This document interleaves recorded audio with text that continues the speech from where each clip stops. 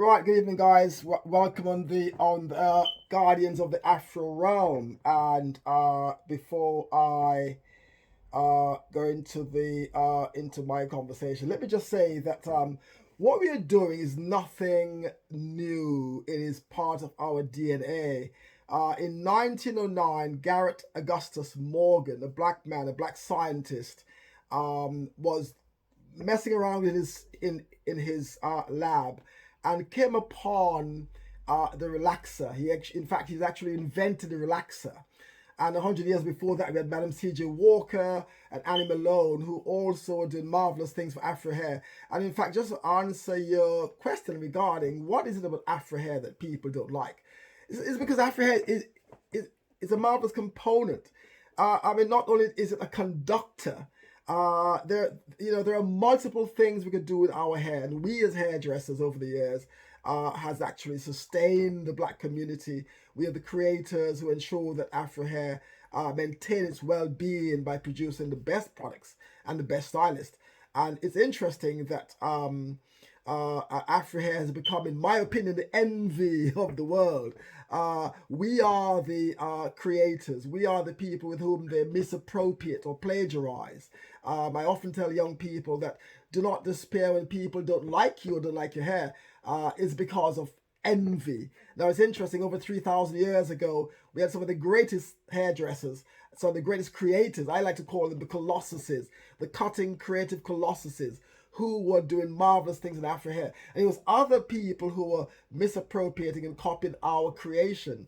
And so here we are today in the COVID, that whole COVID scenario. It's interesting because what we're now seeing is that for a long time we didn't understand our hair and the love for our hair. And so we almost allowed other people's opinions and other people's threat or behavior made us uncomfortable. There's something called Afrophobia, where people are threatened by Afro hair. And so we had to now do multiple things to conform to certain environments, certain terrains. And it's interesting, in this particular generation, 2021, I believe there's a wonderful thing called the natural hair movement. So we've had multiple renaissances, and here we are today in 2021. We are experiencing something absolutely colossal. Black women, for the first time in history, have claimed their hair back. Right? They've claimed the hair back. And why do I say claim? They've tried multiple renaissances to conform, to please, to somehow fit in. And for the first time, they're enjoying the beautiful Afro hair. And what's great about that is also what we're now seeing as well is we are now forced, almost pushed to create solutions, create great products, create great moisturizers, great aftercare, which is what we've always done. We've always done that over the years. I talked about Madam C.J. Walker. She was the one who created the conditioner almost 100 years ago. No other race was conditioning the hair. She created the conditioner. So here we are today, almost 100 years later, doing exactly the same thing. And because of the COVID experience, we have had we have had to now fall into line, go back, if you like, and find sustainable ingredients to ensure that our hair is cared for.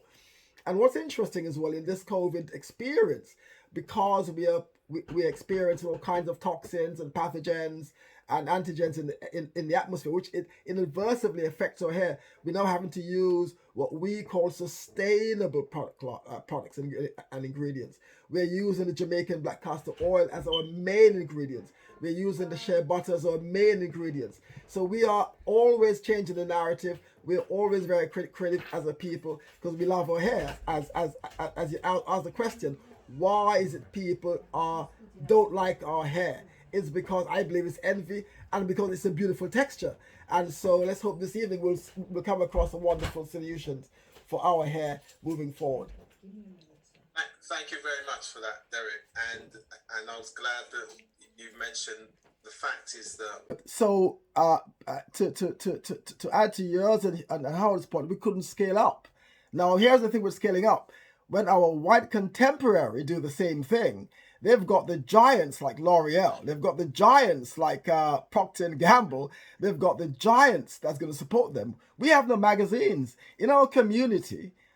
In the white community, there are magazines like trade magazines that constantly supports and elevate these white guys. Okay, they win awards, and then they go on to winning other awards, and they get funded by, I don't know, like L'Oreal, Weller, Schwarzkopf, all these massive companies. But we can't scale up like these guys, so we have to rely on ourselves to perhaps take our time and build our brands. And it may take longer, like Dyke and Dryden. When the Dyke and Dryden finally became very successful, they were very old. Whereas today, a young white guy who wins the hairdressing award would be a billionaire tomorrow because L'Oreal are going to pump £1 million behind him. So we have to be very careful, but definitely in terms education is important. And as Howard said, I mean, definitely finding solutions that could definitely help us move forward and how to raise funds. But I definitely like the old Susu scheme that can be reinvented and made good, perhaps add some, tweak it a little bit to make it a bit more friendly. Yeah, and making best use of resources that we have. So, Dean, you wanted to say something before I come back to Howard to finish off the program. Yeah, I first I must thank you because I'm in college. I'm in a learning process. And I tell you, I am working along with the diaspora, the global diaspora, in a community.